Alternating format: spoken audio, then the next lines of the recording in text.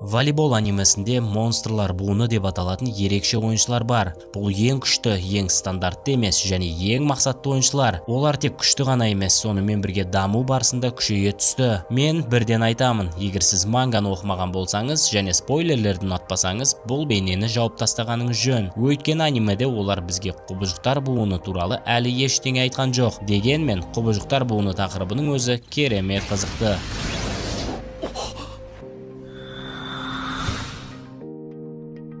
Олар неге бұлай аталды? Олардың әрқайсының қабілеті қандай? Хайку анимесіндегі құбыжықтар буынына кім кіретінін көрейік.